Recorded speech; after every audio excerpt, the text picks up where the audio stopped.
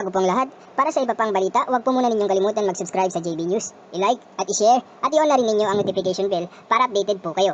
Ngunit sa kabilang banda, sinabi ni Jason sa na noong 1972, ang ABS-CBN Broadcasting Corporation, ang sentro ng Lopez's Empire, ay sunod-sunuran, pinaglaruan at kinumpiska sa pabor ng gobyerno dahil sa sumusunod na kadahilanan. Nabigo ang Lopez na matugunan ng kanilang mga obligasyong pinansyal ng $600 million o 30 billion pesos soberanya na garantiya ng gobyerno ng Republika ng Pilipinas. Ang mga nagmamay-ari ng ABS-CBN noon na sina Eugenio Lopez Jr., Sergio Osmeña III et al. Ay nakipagtulungan sa mga Aquinos at CPP-NPA ay nasampahan ng charges at napatunayang nagkasala ng tangkang pagpatay kay President Ferdinand Marcos. Si Lopez at Osmeña ay tumakas sa USA sa pamamagitan ng pagpunta sa Australia at nanatili sa Amerika hanggang matapos ang EDSA Mutiny at Aquino bilang Pangulo. Ibinalik ang ABS-CBN sa mga Lopez sa isang silver platter noong 1986 na ang bagong Pangulo noon ay si President Cory Aquino nang hindi nagbabayad ng isang sentimo sa gobyernong Pilipinas na kung saan ang gobyerno ng Pilipinas ang siyang sumalo pagkakautang ng ABS-CBN ng mahigit $600 million nga sa DBP o Development Bank of the Philippines. Hindi rin napasara ang ABS-CBN noon dahil sa martial law na ipinatupad pagpigil sa malayang pamamahayag. Umutang, nanuba at nakipag-ugnay sa mga komunista upang patayin ang tumulong sa kanila para makautang at lumawak pa ang kanilang negosyo. Sa naging pahayag kahapon ng Kongreso kontra sa pagpaparenew ng prangkisa ng ABS-CBN, nagsalita na nga ang kumpanya sa mga aligasyong ito. Isa-isang sinagot ng ABS-CBN Network ang mga paratang na pumipigil sa renewal ng prangkisa nito. Sa joint hearing ng House Committees on Legislative Branches at on Good Government, sinabi ni Carlo Katigbak, President and CEO ng ABS-CBN, na hindi pinagbabawal ng konstitusyon na ma-renew ang prangkisa ng isang kumpanya na nag-ooperate na ng mahigit 70 taon. Hindi lamang umano ang ABS-CBN ang mag-ooperate ng lagpas ng 50 taon. Sinabi rin ni Katigbak na hindi rin totoo ang paratang na Amerikano ang dating chairman ng ABS-CBN na si Eugenio Gaby Lopez III. Patunay din umano rito ang sinabi ng Department of Justice noong 2001 granting the request for recognition as a Filipino citizen of Eugenio Lopez III, it appearing from the within records in the additional document submitted that he was born in Boston, USA. The legitimate child of Conchita Lau and Eugenio Lopez Jr., both natural-born Filipino citizens and may therefore be deemed a citizen of the Philippines pursuant to Section 1, Article 4 of the 1935 Constitution. Ayon pa kay Katigbak, ang pagbebenta ng Philippine Depository Receipt o PDR ay hindi nangangahulugan na pinapalitan ang may-ari ng kumpanya. Aprobado rin umano ang pagbebenta ng PDR ng Securities and Exchange Commission at maraming broadcast companies din ang gumawa nito pero hindi naging issue ng mag-renew ng prangkisa. Hindi rin umano totoo na iligal ang pagbabalik ng gobyerno ng ABS-CBN sa mga Lopez matapos ang EDSA People Power 1. Ang Presidential Commission on Good Government din umano ang umaksyon para maibalik ang Channel 2 sa pamilya Lopez at ang kasunduan ay pinagtibay ng Korte Suprema noong 1989. Nagsumite ang ABS-CBN ng mga dokumento para patunayan ang mga pahayag ni Katigbak. Mga kababayan at mga katropa, alam nyo, nagtataka ako kung bakit meron pa rin nagsusulong diyan sa prangkisa ng ABS-CBN sa kabila ng katakot-takot na paglalabag nito magmula sa mga pag-aapi nila sa mga manggagawa, no, at saka sa kanilang pag-violate ng tax laws, no, at yung kanilang mga propaganda na kapag ang presidente hindi nila gusto, sisiraan nila na sisiraan, no. Tapos yung kanilang mga sinasabi na nagtumutulong daw sila ng donasyon. Kailan pa naging qualification sa prangkisa yung donasyon? Di lahat na lang na nagdo-donate yan. Pwede pala sila magsabi na, kami rin nagdo-donate din sa COVID di dapat may prangkisa din kami. No? Ano ba naman dahilan yun? O kaya meron nagsasabi, nagtrabaho daw sa ABS-CBN, may good memories daw. Good memories, ikaw. Paano yung mga daan-daan na dinismiss ng illegal at saka yung mga hindi pinasweldohan ng tama? no? Ano ba talaga dahilan na bakit na sinusulong nyo pa rin yan kahit na sinusukan na ng taong bayan, ha?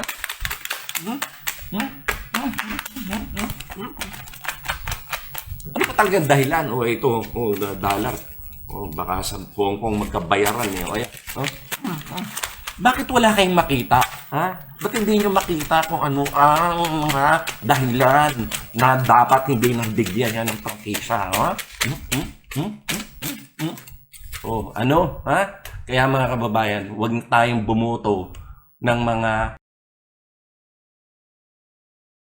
Nababother ako sa nangyayari doon sa nakikita ko sa TV. Palagay ko napapanood nyo ang nangyayari sa Amerika ngayon. Ang dami na nga nilang kaso ng COVID, pagkatapos may problema pa sila. Mayroong social unrest ngayon doon. May mga rioting, may mga looting, dahil may napatay na isang black. Si George Floyd ang pangalan. Na nahuli, pagkatapos namatay sapagkat ito namang pulis, yung kanyang tuhod inilagay sa leg. Talaga naman, biro mo 9 minutes. Yung mama, sinasabi niya, hindi ako makahinga, hindi naman tinanggal. Kaya nagre-react ako ang mga Amerikano ngayon, whether white or black, sapagkat parang ang tagal naman nilang inaresto, dinimanda. Sa ngayon, isa pa lang ang inaresto at nakadimanda, yung 3 kasamang pulis, wala pa. So, grabe ang reaksyon. Ang problema, ganito. Maganda ho yung kausa nila. At magandang pagkakataon upang tawagan ng pansin ang mga pamalaan, mga lokal at yung federal. Pero ang problema, yung maganda sanang kausa nila nasisira kasi marami sa grupo nila ang lumihis dun sa pacific or peaceful means. Kaya ngayon, pang-6 na araw na, sinusunog yung mga bihikulo ng pulis. Ninakawan, nakita ko, ninakawan yung isang mall, Louis Vuitton. Ako, pinagtatatanga, sinira nila. Grabe yung nangyayari doon. Ang dami-dami pa naman. Sabi ng doktora pa nila, kung talo natin sila mag-control ng crowd, sabi ko, hindi. Ang dami nila dito, ilan lang kung mass action, kukunti lang. Pero doon talagang libo-libo Kulang talaga yung mga pulis. Kaya lang napansin ko, kaya ko nababanggit.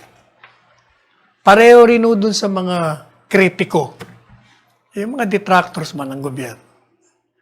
Pati mga komentarista, gaya ng Rappler, ng Inquirer, at kung sino-sino pa. Meron nung sa CNN, karamihan nung sa kanila, kung hindi man lahat, critical sa gobyerno. So pag nakakita ng puwang yun, binibira si Trump. Basta talagang hate na hate nila si Trump. Itong si Don Lemon, supposed to be a black, guwapo. Nanay niya, black. Pero yung tatay niya siguro Amerikano. Napapansin ko, magaling sana napapansin ko sa kanya. Noong nagre-report siya dun sa mga looting, very factual. Pero hanggang dun lang factual. Samantalang, pag yung mga nakaiba mga komentaryo niya, factual, at the same time, bumabanat siya. Supposed to be, hindi ba yung mga looting, rioting, mali na yon. Pero hindi siya nagkokomentaryo. Hindi niya binabanatan. Ang ginawa niya nag-report lang siya ng factual and then nanawagan niya sa mga celebrities na black, lumabas kayo at kayo'y sumama na sabihin niyo na maganda itong kausa. Kaya sabi ko, magandang kausa, pero yung routine, yung mga rioting, hindi mo sinasabi na masama na yun, mali na yun, makakasira sa kausa. Yun ang sinasabi ko na, yung mga kritikong magagaling, they cannot go beyond their bias. Pag galit sila sa gobyerno o sa presidente, hindi na nila matanggal yun. Palagi yun na lang ang iniisip nila. Tumulat po itong si Senadora Lilia de Lima, nagrireklamo dun sa kanyang kalakaran sa selda niya na tinanggalan daw siya ng maraming karapatan. In-isolate daw siya. solitary confinement.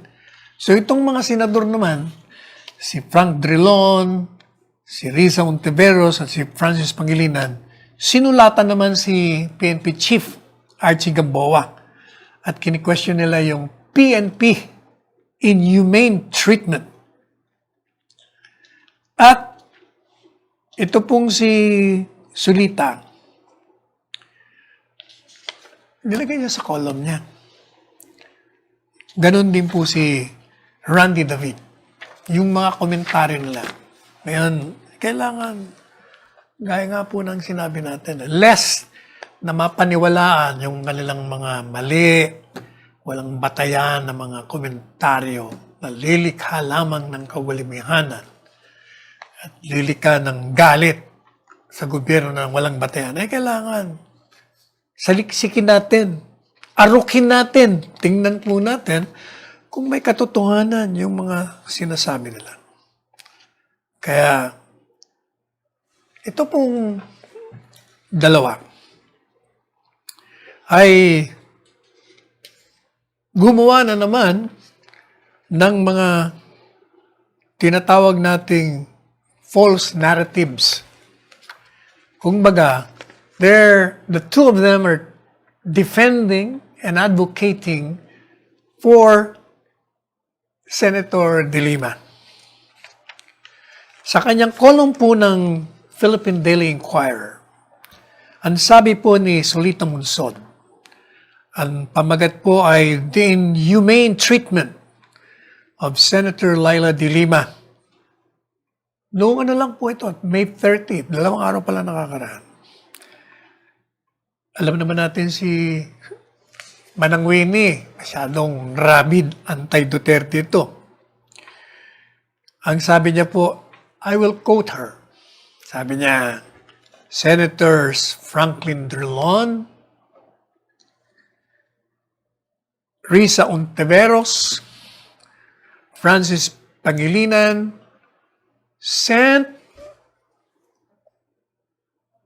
recently sent a strongly worded letter to PNP Chief Archie Gamboa questioning the PNP's inhumane treatment, basically an incommunicado detention or solitary confinement of Senator De Lima.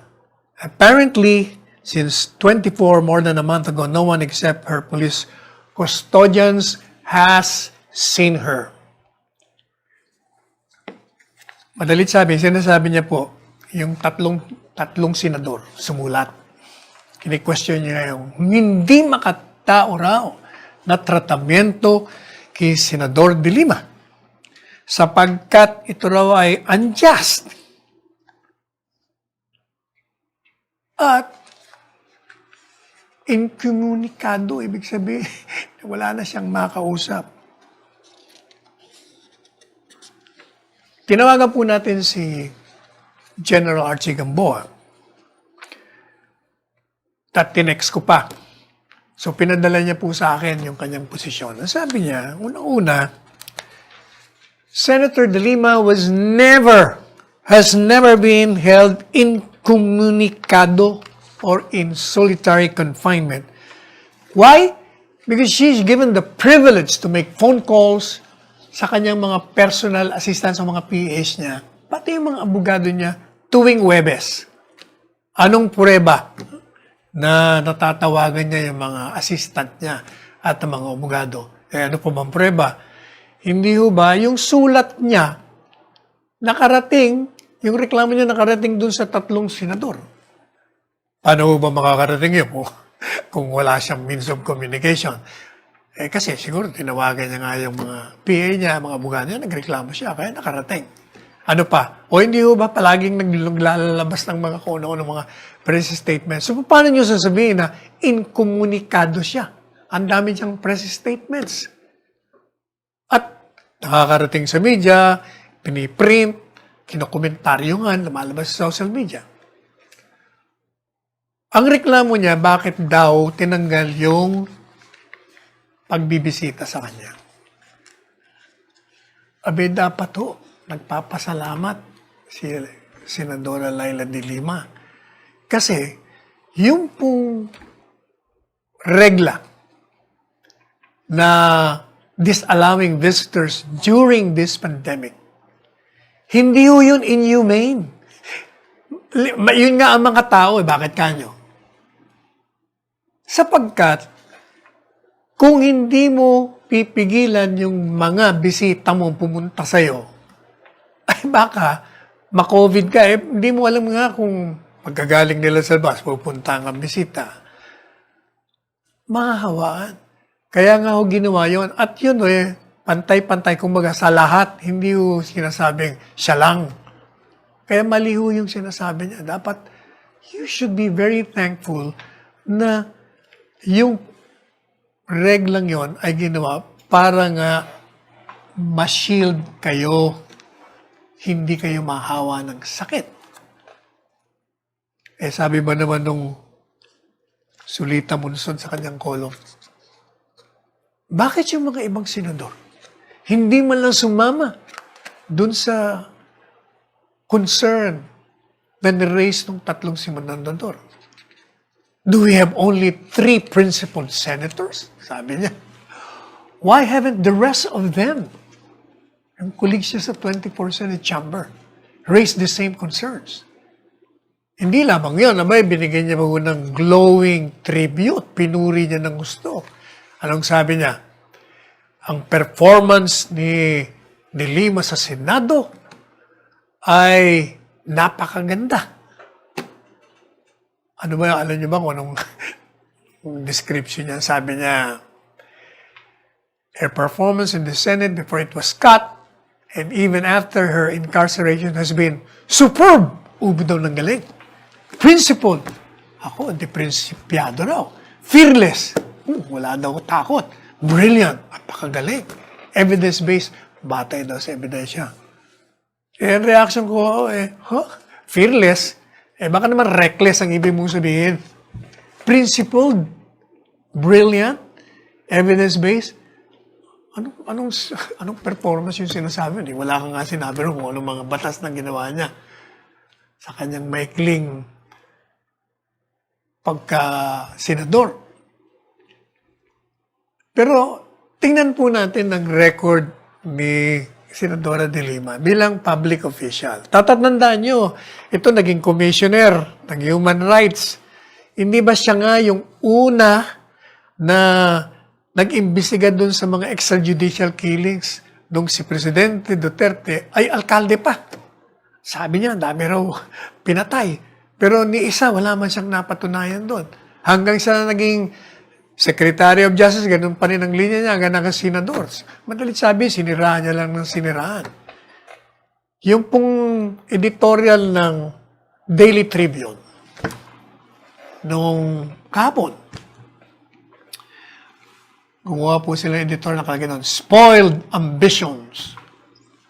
Yun daw, ambisyon ni Laila de Lima na maging, guro, gusto niyo rin tumakbong presidente, nasira lahat nung ang naging presidente ay si Presidente Duterte.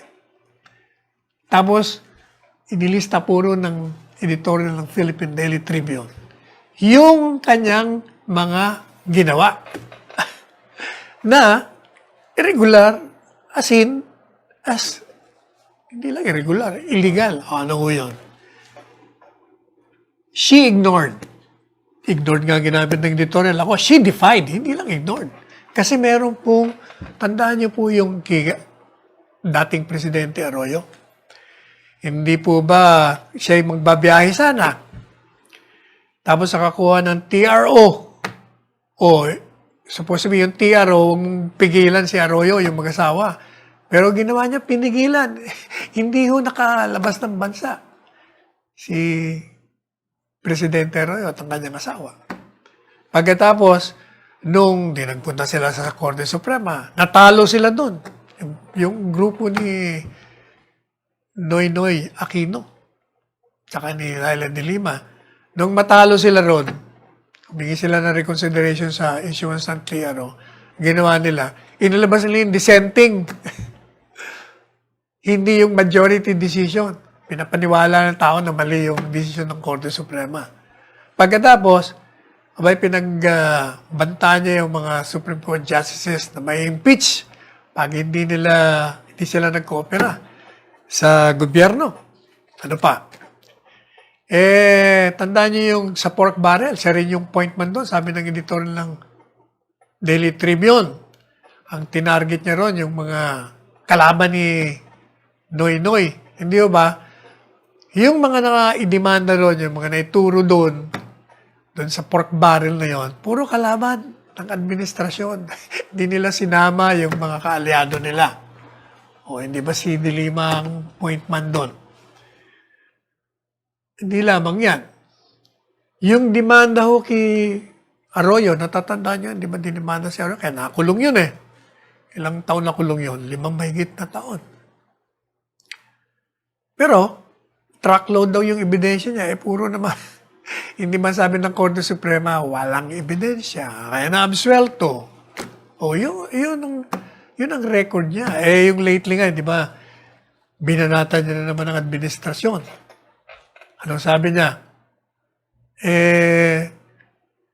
Yun daw mga pogo. Bakit daw pinayagan? Pagkatapos, pati yung mga clinic na nakuha, na illegal daw, may conspiracy daw yung si Vince Dizon, pati yung administrasyon. Madalit sabi, puro kasinungalingan ang sinasabi nitong si De Lima na pinapaningan naman po ni Solita Munsod. Yung nga ako sinasabi ko, sa galing ni Solita Munsod, matalino. Pero,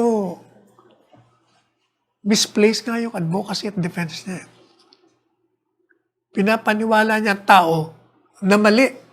O meron pa, yung isa rin kaibigan natin, si Randy David. Ano man sabi niya sa column niya? Ano sabi yun ni Randy David sa column niya?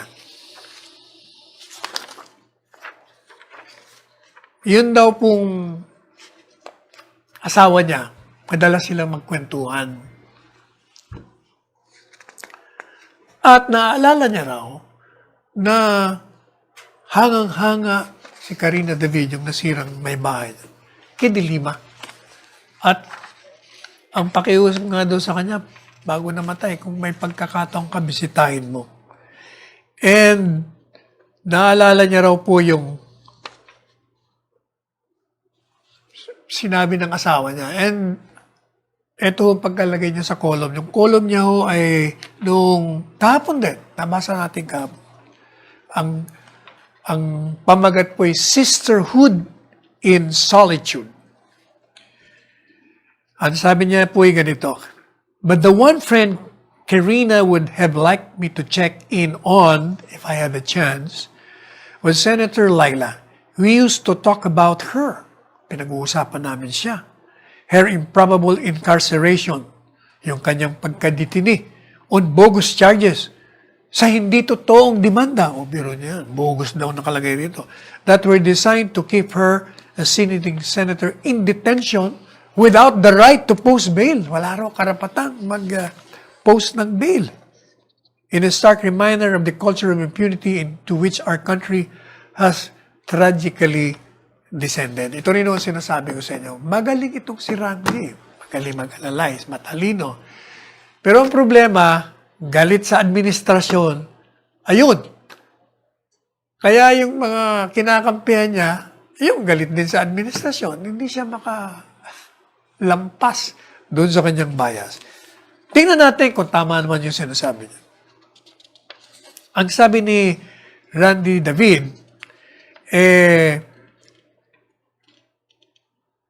nung dinimanda, or rather, nung inaresto si De Lima, ay in a vicious manner daw. Vicious manner? Naman Randy, si De Lima inaresto sa opisina niya at voluntarying nag-surrender siya. May warrant of arrest. And then sabi mo, bogus charges. Yun din ang sinasabi ni Solita Munsod. Trump-up charges daw. Bakit naman kayo ganyan ang conclusion nyo? May probable cause na tinatawag. Bakit nagkaroon ng warrant of arrest? Uulitin na naman natin. Nagkaroon ng preliminary investigation. Kasi pag dinimanda ka, bago ka masampahan ng formal na kaso, kailangan may probable cause na tinatawag. Anong bang ibig sabihin ng probable cause? Baka probably you may have committed the crime na nakademanda sa'yo. Titingnan nila yon. Kung makita nilang may probable cause, saka kanila sasampahan. Yun po ang ginawa nila kay De Lima, yung piskal. Pag nakasampa na, hindi ko sabihin, pwede ka nang may-issue ng warrant of arrest. Kasi sa ligang batas sinasabi, bago mag-issue ng warrant of arrest ang judge, kailangan personal mong pag-aralan yung mga ebidensya laban sa kanya. Kung merong probable cause din na maaaring ginawa niya ngayon o hindi. So, pinag-aralan nun ng judge, nakita niya may probable cause. So, dalawa. Piskal may probable cause. Judge may probable cause. Kaya ho nagkaroon ng warrant for her arrest. O paano mo sasabihin bogus? Ang magsasabi lamang yan kung bogus man yan, ang hukuman na lumiliti sa kanya. Kaya nga, nakademanda ka. You will be given the right to be represented by your lawyer to introduce evidence. And then, ang hukuman ang magsasabi kung ikaw ay guilty o hindi. Now, doon sa sinasabing she was charged and not allowed to post bail. Naku, yun ang mali. Yun ang kasinungalingan. Lantaran yun. Hubad na kasinungalingan. Bakit kanyo? Hindi po totoo. She is allowed to post bail. Kasi, sa saligang batas, habang sinasabi, dalawang klase kasi yung pag-post mo ng bail.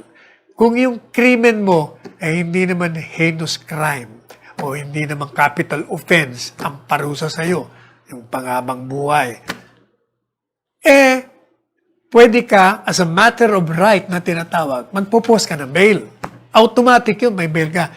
Pero kung ang demand na sa'yo ay malubha, mabigat, at ang parusa ay habang buhay o 30 years plus o reclusion perpetua o prisyon mayor, ang ibig kong sabihin, kailangan mag-file ka ng petition for bail. Pwede ko mag-file. But, yung gobyerno, mga fiscal, prosecutor, i-oppose yun.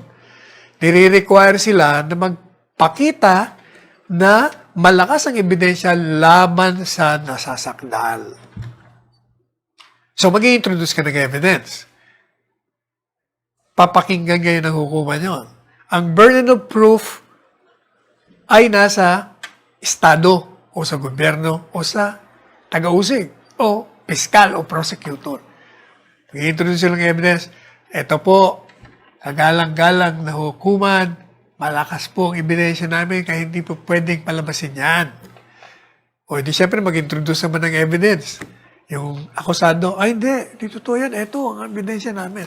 So the court now will discern, will evaluate, and will decide whether or not the evidence introduced by the state against the accused is strong. O kung hindi ho strong, ay bibigyan ho siya ng bail. Yung akusado will be granted provisional liberty o pansamantalang kalayaan. Ngayon, sa kaso ni Senadora De Lima, sinasabi nung dalawang kolumnista, hindi raw allowed to bail. Mali. Bakit siya nakakulong pa? Ba't naman hindi? Kasi yung karapatan niya na mag-file ng bail, hindi niya naman ginawa. Hindi siya nag-file ng petition for bail. She waived that. Bakit mo sisisihin ang gobyerno? May karapatan ka naman mag-file, di ka nag-file. Ba't di ka nag-file? I can only give my educated guess. Bakit hindi nag-file? Alam niyo po, abogado yan si Laila De Lima. Hindi naman siya ordinaryong abogado sa ngayon sa kanya. Magaling siya. Siguro, alam niya na pag nag-file siya, malakas ang ebidensya kasi abay yung mga testigo niya eh. Di ba? Yung dating karelasyon niya, yung kung sino-sino pang malapit sa kanya, mismo nagtestigo, di malakas. O siguro, naisip niya, o pag file ako petition, denied pa ito. Pangalawa, baka kaya pa ito ayaw mag-file, mas magandang nandito sa kulungan kasi meron kang plataforma magagamit mo. Maawa pa tao sa'yo. So, either or both. Magaling ka eh. Magaling na abogada. Kaya, pero huwag niyo sabihin na hindi siya allowed to bail. Hindi totoo yun. Yan naman kasi ang problema sa inyong dalawa eh. Hindi naman kasi kayo abogado. Huwag niyo nang pasukin yung batas. Magkonsulta muna kayo si Chris Roman para alam nyo kung anong dapat isusulat. At ilan lamang po yan sa mga nakalap naming impormasyon para sa araw na ito. Huwag kalimutang i-like, i-share at mag-subscribe sa aming Liana Vlogs News YouTube channel. Muli, ako si Angelica de los Santos. Magandang araw.